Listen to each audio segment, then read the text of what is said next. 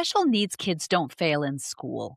Often it's the school that fails them. So, what happens when you stop trying to make the system work and bring their education home? Well, today I'm joined by Dawn Fleming, an advocate, a foster parent, a mom raising several children with diverse needs, and a homeschool mom. She's going to unpack what this all really looks like. Welcome to the School to Homeschool podcast. Hello, my friends, and welcome back. I'm very excited for today's guest. Today we have Dawn Fleming. She spent 15 years in the education system being a teacher and a school administrator.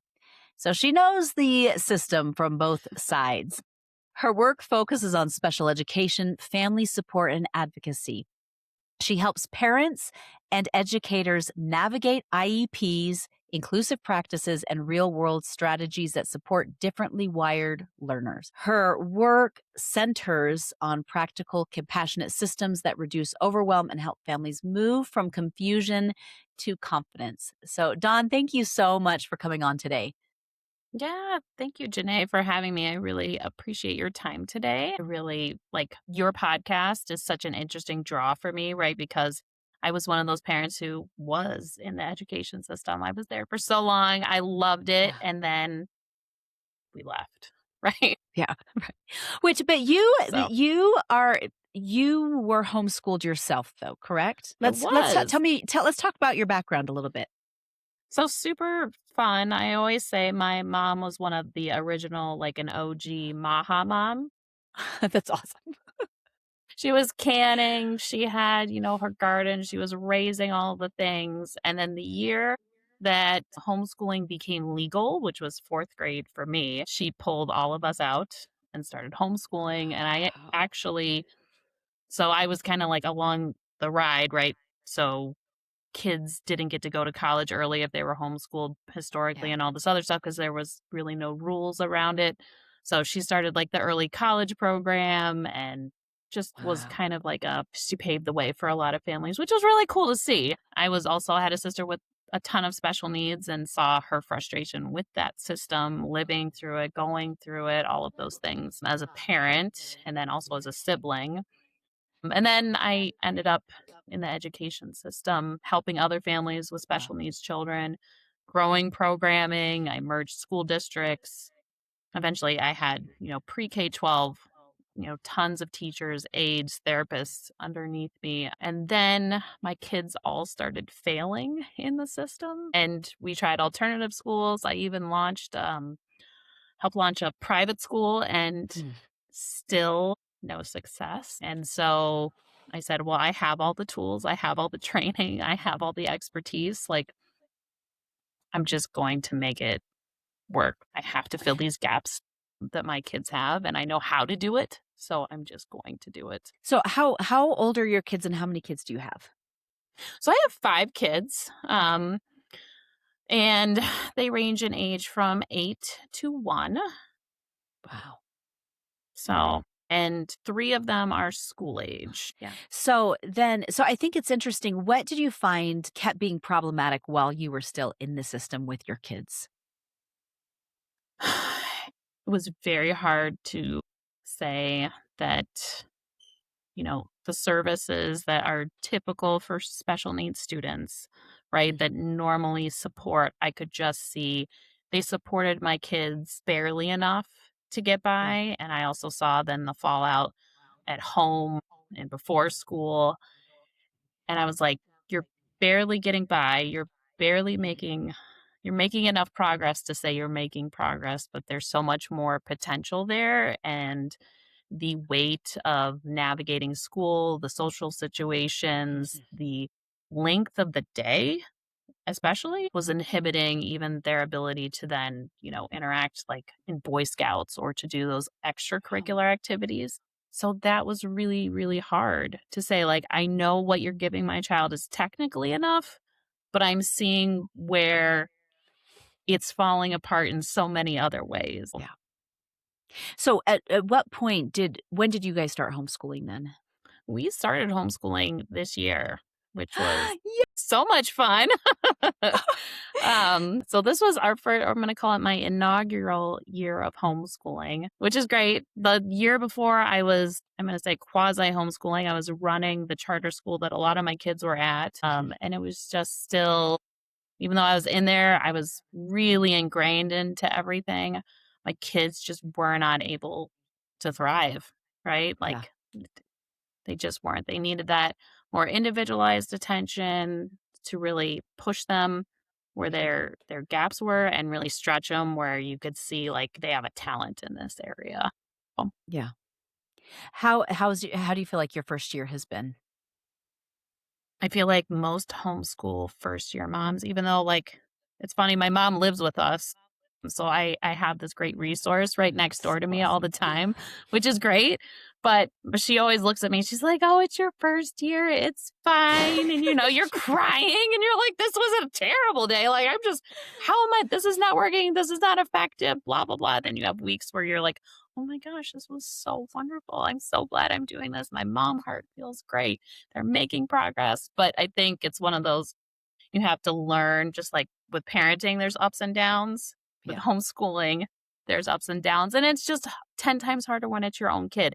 You're having the same ups and downs when you're an educator in your classroom, right? Mhm. With those kids. It's just when it's your own children, it hits different. Yeah. It's true. It's true. So let's talk about IEPs for a second, because we can get IEPs in the public school system to help us, but that doesn't always translate for homeschoolers. I know, at least in my state, you could have an IEP, but it doesn't mean you'll necessarily be able to get services once you leave the school system. But what have you found? Because you brought up something interesting prior to recording about obtaining help financially for services. Talk about that a little bit. Sure. So, when looking at a child with an IEP that's homeschooled, 33 states have a scholarship program. So, you're looking at like two-thirds of the country, and each scholarship program and accessibility is a little bit different. Like Florida, Arizona, Ohio are kind of leading the way with scholarships.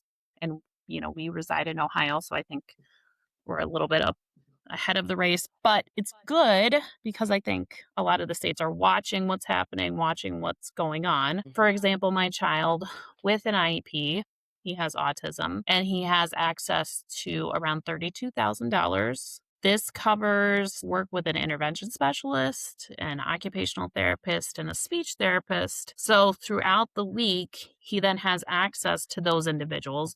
Mhm, You pick a provider, which is great that you get to pick a provider, but then you're mhm, also then on the flip side, just like if your child was to get speech through insurance, you're responsible for picking that provider and if it works or doesn't work. Where like in a school system, there's a lot of safety nets if things aren't working, you have a ton of meetings, there's recourse and things mhm. like that. Where when you're homeschooling, you pick the provider. If it's not working, it's then up to you to find a new one or pick a different situation or scenario. So it has its perks, right? And it has its downfalls. Would you say, that the what you've been able to get going privately has been better than what you saw in the school system as far as the providers go? Yeah. So what's great, again, from the provider side, right, in these states that are offering this service, I would say it's a great opportunity if you do have, a teaching license or an occupational or speech license. These individuals are offering these services at a schedule that works for them, right? Mhm, The providers are amazing, usually come with a ton of experience. A lot of them are kind of like us, like maybe done with a certain system or done with a mhm, certain way of setup. Um, my provider came from an autism focused school. So she had tons of experience. She's super knowledgeable. We absolutely love her. Same with our speech and OT. They come with a lot of experience.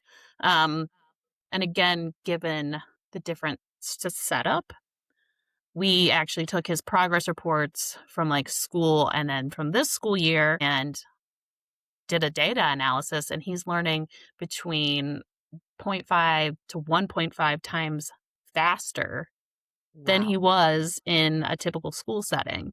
And with a Wow. typical school setting, he even had a one-to-one aide. He had all those things, right? It looks very bougie, right? We'll Mhm. say, like all the stuff that he had in a school setting, which looks beautiful. And then, a school might not look favorably if you only have this intervention specialist so many hours a Mhm. week and the speech and things like that. But it's the quality of time, not the Mm. quantity of time, that's really making that difference, right?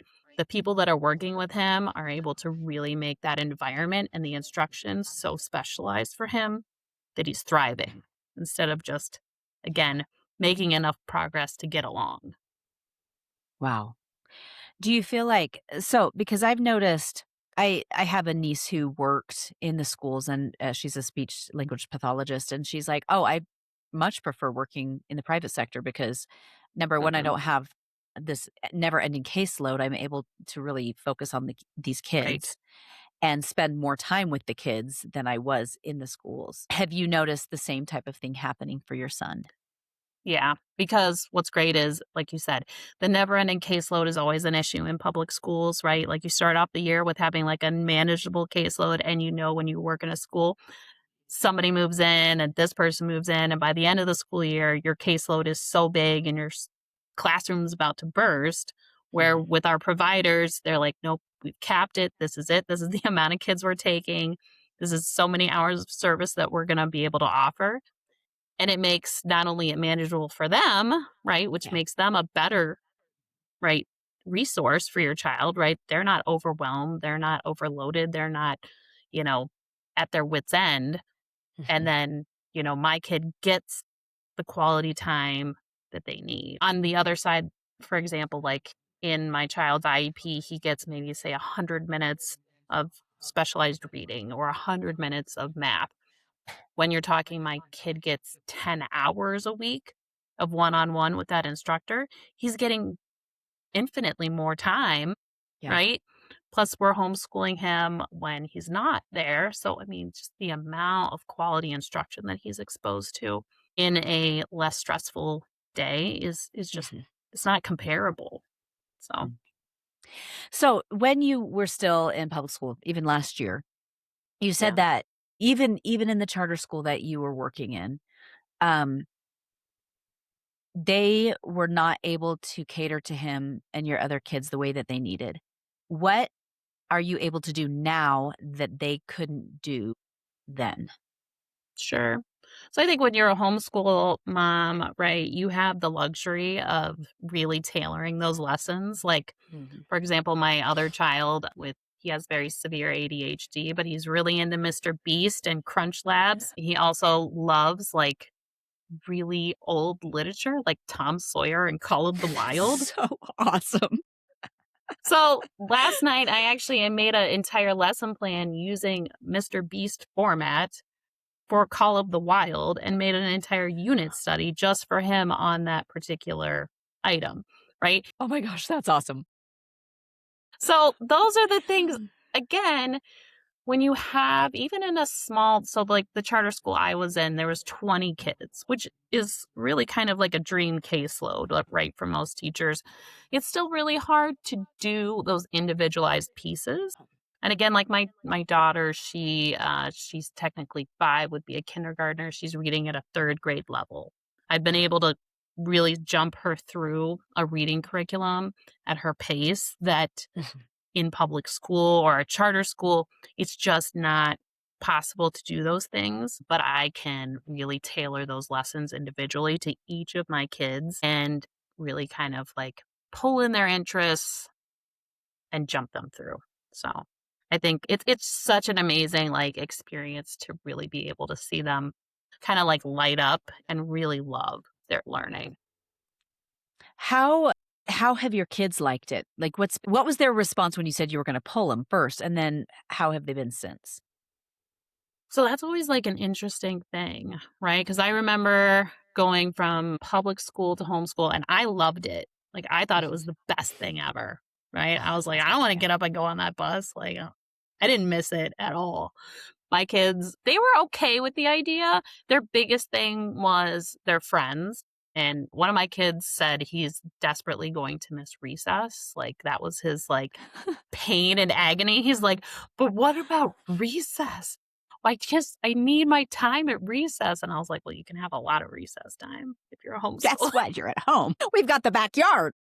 We had the whole backyard. We put up a ninja course and all this other Oh, stuff, so our kids would, have all these we have, like, an indoor kinda ninja course too, so they can have those outlets. Friends was always a huge concern, mhm. so we joined a couple different co-ops, and we have been able to kind of then sprinkle in, like, an afternoon with this group, an afternoon with this other group, and then being very diligent about, at the beginning of the year, I was very diligent about making play dates, and then starting in December, I got them a flip phone, and I made a phone directory together with them, and now they're in charge of making play dates. So they That's call, they so great. schedule it. It is great.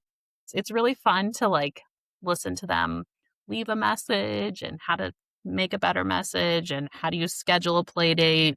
What does you have to look at the calendar and all of these things. We've had businesses in the past. We were actually able to expand our businesses because we had more leeway with our adult schedule, right? Because it Uh-huh. wasn't based on a school schedule anymore.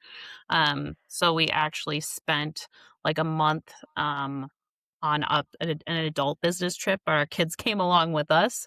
So That's so that was cool. great. Can I And then, ask what you did? Where you went? What you sure. did? So for our adult business, one of them is we sell jerky.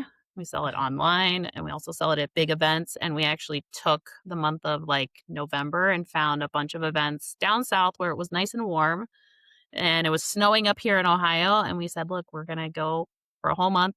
Each weekend, we're going to work. And then during the week, we're going to do school and then kind of, explore the communities throughout North Carolina, South Carolina, and Florida. So then we went on a month long road trip and got to see manatees and the ocean and all of these great, like just amazing things, which we wouldn't have been able to do otherwise.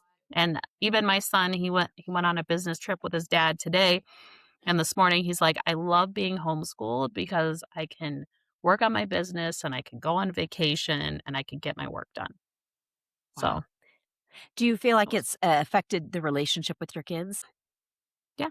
I mean, it's such a different, and I don't know, Janae, if you want to even fill in like such a different dynamic, right? Mhm. And you really have to work on kind of like splitting the difference between like when are you mom Yeah. and when are you like mom the teacher, Mhm. right? Because I do think it's still important to be mom to them. Yeah. Um, for example, my 3-year-old, we were working on money and I gave everybody a fanny pack and we were out in public and somebody asked him where he got his fanny pack and he's like, "Oh, mom, the teacher gave this to me." So I was mom the teacher at that moment when we were working on money and identification and all this other stuff and he got his fanny pack. So mom the teacher gave Mhm. him that piece, but really making sure that like when schoolwork is done, we're back to like having like goofing around, being silly, like Yeah. having fun, doing crafts, doing projects, that type of thing. I really that I have spent a lot of time kind of talking to myself and reflecting on because I wanted to make sure that that's really defined for them and for myself because I don't want to be seen as like I know there's always like, "Oh, there's so many teachable moments throughout the day," but I don't wanna capitalize on every single one of them. Sometimes I'm just like, "I just wanna be your mom and have fun with you." Yeah. Right? Like, there's a lot of teachable moments in the day, but I don't have to draw out every single one, right? Sometimes I'm Yeah. just going to be your mom. I love that. What would you say your schedule looks like now with that shift of homeschooling? Uh, we try to be really diligent on having 3 strong academic days throughout the Mhm. week, and then usually our other 2 or like half days or however it ends up parsing out with like homeschool co-op times are more I call them like my encore days, right? Like we have a Mhm. day where it's all art and theater or we have a STEM group that we belong to or we have like a gym swim group that we belong to. And what's really nice too is I think like my husband is able to come and participate on those days a little bit more. Like, he really gets into that and supports that, and sometimes he'll take them, and I can work on my own stuff during those times, which is really great. So kinda, like, that helps share the balance, I think. But we still try to very diligently have some type of consistent routine. I'm still kind of a parent that, like, we're not sleeping until 10. We're gonna Yeah. get up, we're gonna get dressed, we're gonna get ready for our day because I feel like it's just teaching them a life skill to be ready for whatever job or career you have, right? Yeah. So even if you end up loving second shift, you still have to get up, clean your house, Right. do your chores, right? Or if you're a Yep. night owl, I know our CPA is like a super night owl and he calls us at like 8 o'clock at night all the time. And you're like, that's fine. That's when he works. And you have to respect that. But teaching our kids, like, whatever your schedule is, like, you still have like responsibilities. You still have to get up, get dressed for the day. It's not PJ day every day and Yeah. stuff like that. Yeah, I found that my kids didn't, and I guess we never really did, like, let's hang out in our PJs all day. And they've, even at Christmas, on Christmas Day, they don't hang out in their PJs. But I'm like, no, we get up and we get things done during the day. You don't sleep all day, you know. Yeah. That for adjustment for us, because I did have teenagers. I did allow them to sleep a little bit longer because they, Yeah. were used to waking up at like 7 a.m. and then going to classes and then get home at, Right. 4:30. But otherwise, my kids are like, get up, get dressed, get things done. We've never been those homeschoolers that are like, let's be in PJs. Anyway, that's, I I never, mean, you can. I did, people Yeah, do, and that's like, they if do. it works for them, that's great. Yeah. I met a homeschool mom that was like, if we did PJ day, they did it in clean PJs. And so, like, occasionally, like, if it is kinda like one of those days where I'm like, "I'm not going anywhere," and they're like, "Can I have a PJ day?" I'll be like, "If you put on clean PJs, just as if you were getting dressed, like, we could count that as PJ day, but it's not the Yeah, PJs that you slept in. You're still gonna brush your hair and your teeth, and do those kinds of things. Because you know, being in Ohio, there's, a lot of snow days technically, mhm, and people will be like, their friends are calling them from school, and they're like, "Oh my god, it's a snow day. I just want PJs." And you're like, "Okay." We have a life here. I was like, "Everybody else in the world has to work." So, so you here we know. are. So here we are. I think it's just developing a life skill. So, Yeah, it's true. How do you juggle, because you have a 1-year-old at home and you also are running multiple businesses and you are homeschooling. How mhm. have you been able to juggle all of it? What does that look like? Yeah, and this is where I think we can have a great discussion, right? It's never one easy. Even when I was working full time, right? Mhm, That's never easy. I do have a sitter that I use multiple days a week with my 1-year-old, and even my 3-year-old will go to at certain times. If there's certain mhm. days where I'm just like, there's just too much going on, they Yeah, will go to a sitter. I've used house cleaners before when it's just too much. We also, my husband and I are really kind of good about like swapping schedules. Like, say, if I mhm, have a bunch of meetings, he'll say, okay, well, I'll come home and manage for a little bit. I'll go do my meetings and things like that. So I think it's one, communicating with your person, your partner. I always say use your help, right? Use your yeah, help where you can find it. I don't think, like, when you have kinda like that range, like, give yourself a little bit of grace, right? mhm, Like, yeah, when you have a 1-year-old, you are going to have to get a sitter, right? To, like, right. otherwise you're just they're gonna destroy your house. They are, like, they're just gonna destroy, and they're gonna be upset, they're gonna be crying, you're gonna be crying eventually by the end of the day. Um, So, like, these people, I always love to say, don't look like Instagram. Like, the people on Yeah, Instagram, if they took the music off and actually used the sound that was going on in the background of their video, like, you would hear somebody screaming. Like, it's true. you just would. You just Well, would. And you're like, and a you lot just of have to times balance they it. just show this part of the house and everywhere else around it is a mess. You know what I I mean? know. Well, even before we got on this call, I was like, hold on, let me find a place that's just not quite as messy. And I found this great background. I'm in my kids' room. The rest of it is, a kid's room and looks just like that. But you have to realize that you it's never going to look like Instagram. It's Yeah. never going to be like Instagram. And one, embrace kind of the mess and chaos. Yeah. There are going to be days that are just not super successful, but I explain it to my kids. I'll be like, look, today was not a great school day. We're either going to catch up on it like this and this day, Mhm. etc. Like we don't get out of it, right? But there is a backup plan to like recoup our time and things like that. Or even if they're having a really hard day, again, given that I have so many kids with a lot of neurodiverse needs, I have multiple kids with sleep issues. So there Wow. are days where they have not slept at all the night before. So having a productive school day is a big ask, a big lift for Mhm. them. So having those contingency plans are normal, right? For me, because of all the extra things, I have it built in. But even if you have a neurotypical child, I always say build in those contingency plans just to give yourself some grace. You're like, okay, we're going to plan B. Plan B is Sunday afternoon. We're doing reading and math together to get it caught up. So Yeah. Let's talk about IEPs for a second.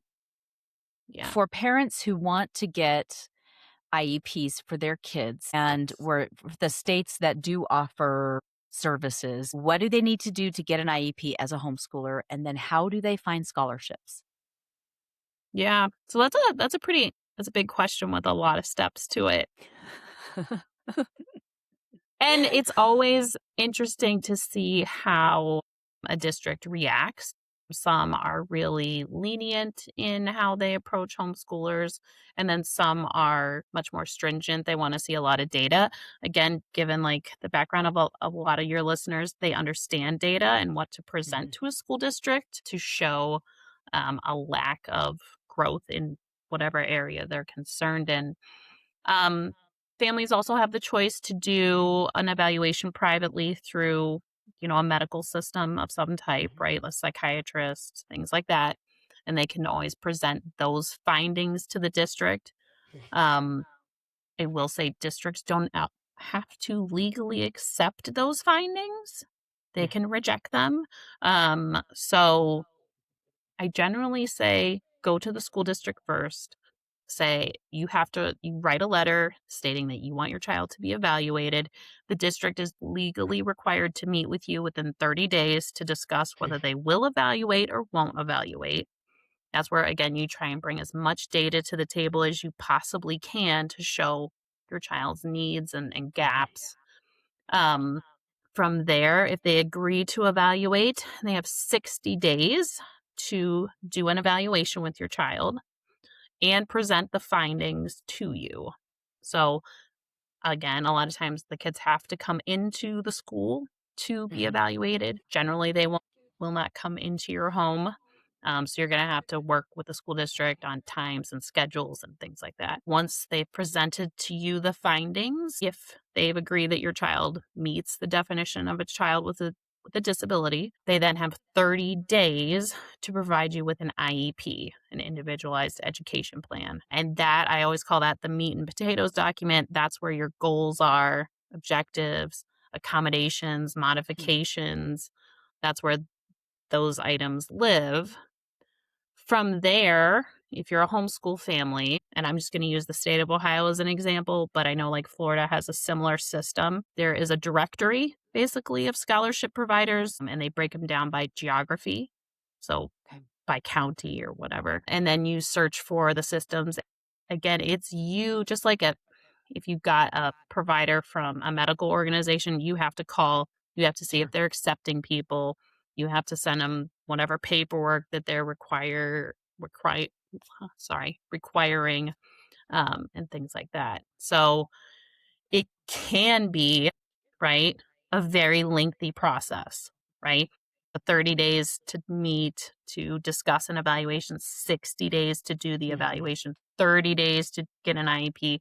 Then you have to find a provider, get all of those items. So when you look at it from, a 30,000-foot view, it's one of those things where it could take you the majority of a school year Mhm. to get that completed. So I always say if you're thinking about it, start it before it's too late. Like if you're Okay. in crisis mode, it's really hard then to manage that situation.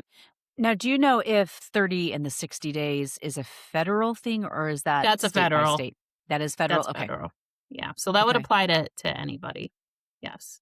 And there's 13 federally recognized disability categories, so you would fall into one of those 13, no matter what state you're in. Okay. And again, the scholarships are so kind of wild west between state to state, what you would be able to get funding for, how much funding, and things like that.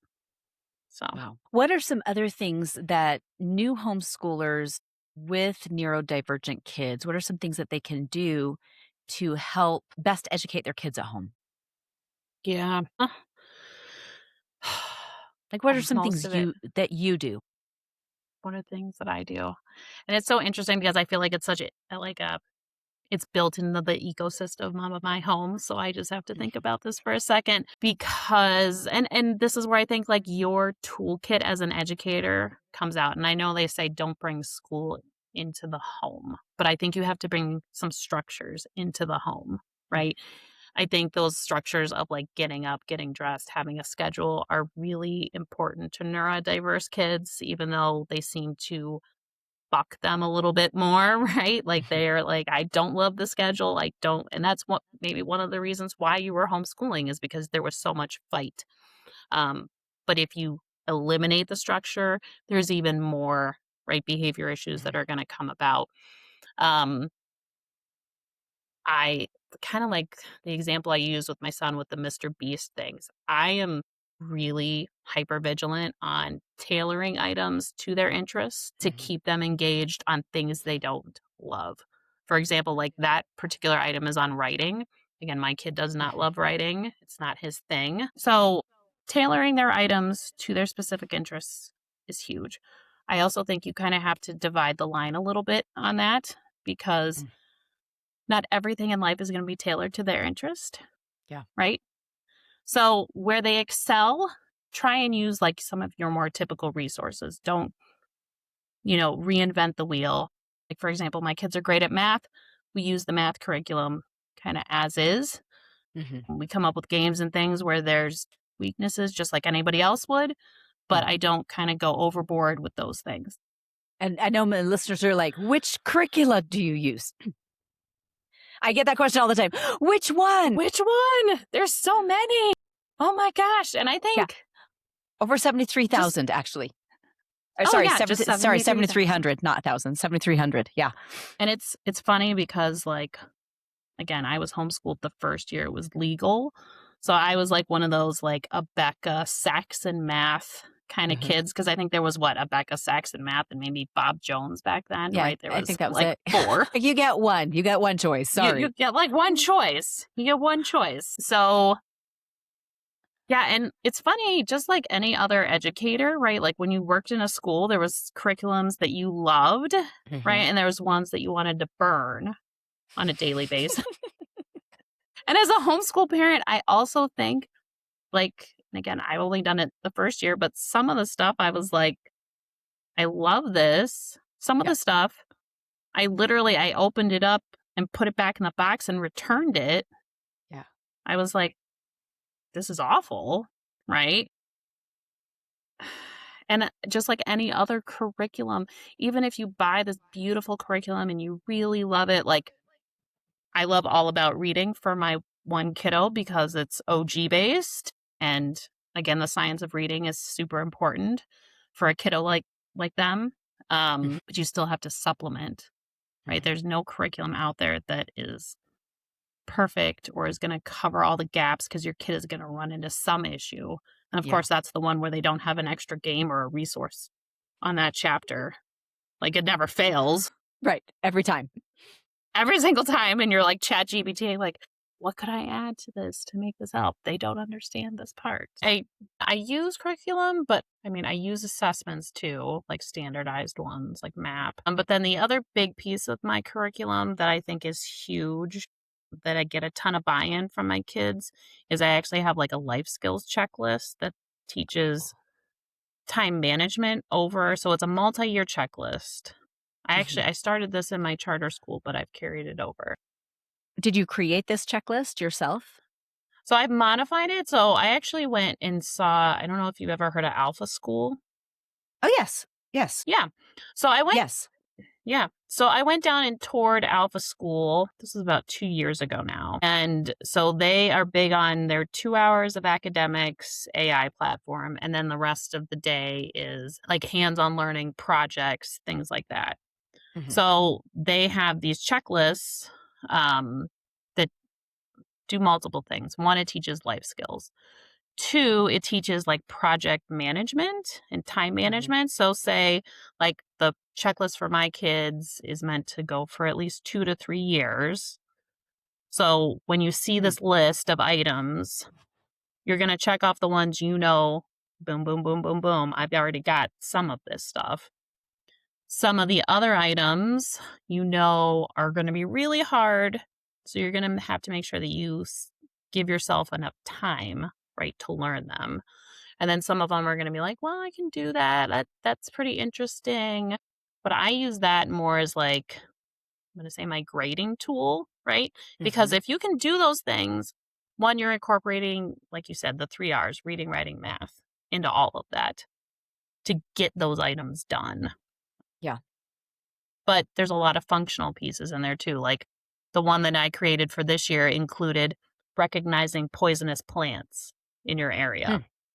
right? Because we live on a farm, they love to roll in the weeds, and I was like, "Yo, need to know what poison ivy and poison oak looks like." Yeah. Before you come in head to toe with rashes. Yeah, but like the other one is you have to write a weekly message to we started with like relatives. Now we're expanding to community members and then also I'm calling it like they're building their relationship capital now. For example, again, my son wants to start a water bottle company. So he's writing letters to sports like athletes Hmm. like in the NBA, NFL, stuff like that. And it's always interesting. People are like, "Oh, you'll never get anything back." Well, when a kid writes something, it's a different story. He's gotten all kinds of gear and merch and pictures and all this stuff back. But when, again, at a charter school, when we implemented this, we did this even with our high schoolers. We said you have to send out 100 emails to people in the field of your interest. And my kids were like, that's a terrible idea. I'm never going to do that. They're never going to email me back. And the first day that anybody would start this project, they would always get a response back because when a kid reaches out to someone, in their field of interest and says, "Hey, like I really love," like for example, we had a kid that loved building board games, and so he Mhm. reached out to some people that had, you know, created them. They love to see that in a kid. They love to see that like effort and grit and all that good stuff. So yeah, so the So life skills checklist is huge for my kids. so do you have a PDF of this life skills checklist, and could I share that with my listeners? Yeah, I do. I have it in Etsy shop, so I can share that. I also have an IEP parent guide too that I can share with you. In the parent guide, it gives you every like template letter that you might need for a district, like requesting an evaluation or if you don't agree with something, things like that. But the life skills checklist and what does like mastery mean? Because to me, life skills are mastery based only. Mhm. Like you can't kind of make grilled cheese. You're not Yeah, going to you eat either it. do or you don't. Yeah.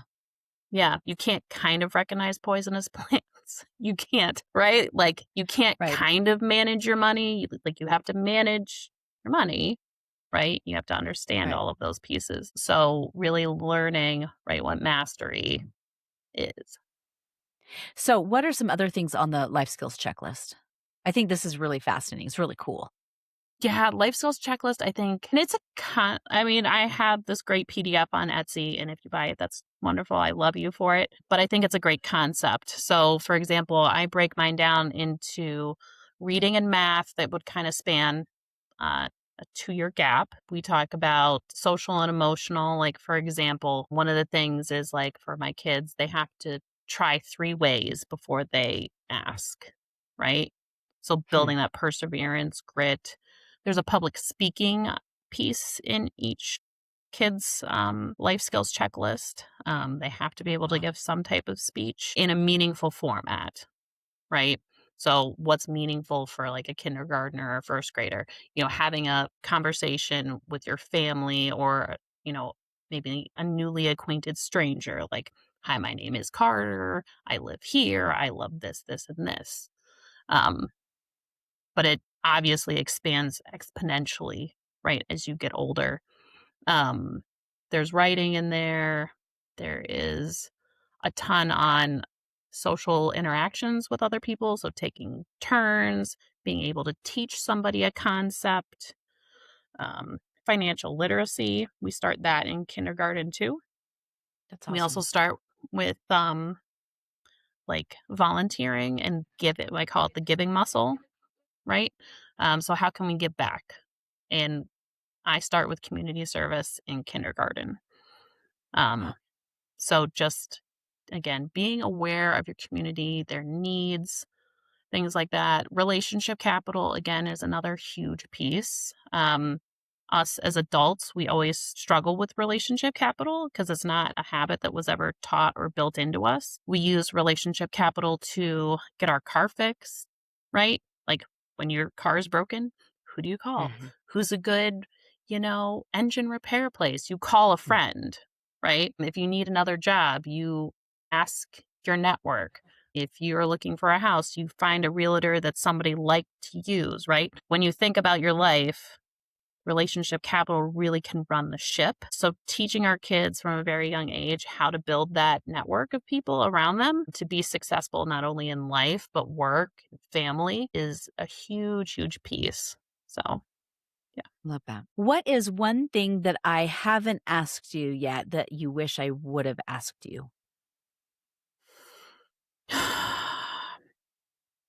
So, when we're talking specifically about like IEPs and homeschoolers, I do think a lot of homeschoolers get a lot of more pushback than even a family that's like in the school system. A lot of times, school districts don't love to accept the data that families have or their concerns, things like that. I think it's imperative, right, that parents do like their due diligence on the data that they have available and really make it concise, right? Like pull those fluency checks right off the internet and work with your kid on those. Do the times tables, like show wherever their gap is, make sure that Mhm. you're showing, not just going in and saying, well, they struggle with reading or math is really hard. Those are not quantifiable. So you really want to make sure that whatever sentences you're putting into an email or a discussion have numbers backing them up. That will make it, I think, infinitely easier for you to make your case, make your argument against why your child has these X, Y, or Z gaps in instruction. Or again, with behavior, most states have social emotional standards now. Mhm. um, and so looking at the social emotional standards and saying, well, my child is not able to do these things consistently. And even if you have to take video of behaviors or interactions, things like that to show those gaps, I think that is a huge piece. A lot of educators, again, they come into this with a lot of tools in their toolbox. Like, it's easy for me to chunk work. It's easy for me to modify things. It's easy for me to, you know, manipulate items, and you wanna make sure that you're including those in your documentation, right? Mhm. You as a teacher, you're so used to those things that sometimes I think you don't think about how you're changing the situation and then your child still isn't succeeding, right? Like, Mhm. teachers are really great at using, like, first then language or giving warnings or timers, right? Like, automatically because you've had that training, but make sure that those pieces are included in that discussion. So, Mhm. Wow, thank you. What's the last bit of advice you'd give to brand new homeschoolers like yourself now that you're almost done with your first year? I'm almost done with my first year. I think it's just you have to view it like parenting. You can't just say like, "Well, this was a bad year or a good year or this what," because you're gonna have good years where you're parenting and you're gonna have years where you really struggle parenting, and same thing with homeschooling. Some years are gonna be great and they're gonna be wonderful, and your kid's really going to thrive. And some years, like it's going to be good, right? And good is okay. A lot of us, I think, get stuck on like, I'm homeschooling because I want to do 10 times better, right? Right. But we also, especially with a neurodiverse kid, and I'm not saying you should have a lower standard for them. I'm saying that they have to overcome so much to even achieve a good standard, right? Good is hard, right? Good is difficult. I was talking to another advocate the other day, and people are always talking to us about the potential of their child. My child has so much more potential. They have this much. They're so bright. My one kid has a gifted IQ, right? But severe ADHD. Again, if I were to get that child to work to their potential every day, they would burn out, right? Because it is that much harder. We also have to think as us as adults, we don't all work to our potential Right. every It's single true. day. And It's I true. think like That's that true. pressure gets put on kids sometimes, especially when you're the homeschool mom, because you want to make sure that they're performing and they're achieving. Because there is some like self reflection a little bit, right, in that piece of it. And you kind of have to like let that go. So, Love that. Love that. And Dawn, before we go, if anyone wants to get a hold of you or check out your website, what is the best way to get a hold of you? sure. So my website is dawnflemingkendall.com. And then you can email me there or hit subscribe. In the links for this podcast, I'll also include some of the Etsy downloads for the life skills checklist and the IEP parent pack. I also have a school community for Oh, special needs fantastic. families. So we work on a weekly challenge every week. Focus on families and the children, not just Mhm. the child's behaviors. So we work Love that. very heavily on self care and working on the parent and their emotions and abilities to parent, and then the child as well. So, That's fantastic. And we will, yeah, we'll have those in the show notes below if you want to check out those links. Dawn, thank you so much for coming on today and sharing your wisdom and your advice and your experience. I appreciate it. I'm excited to share this and have everyone learn a great deal from you. So thank you today for coming on. Grandmas and grandpas, mamas and papas, you are doing so much better than you think you are. You've got this. We will talk next week.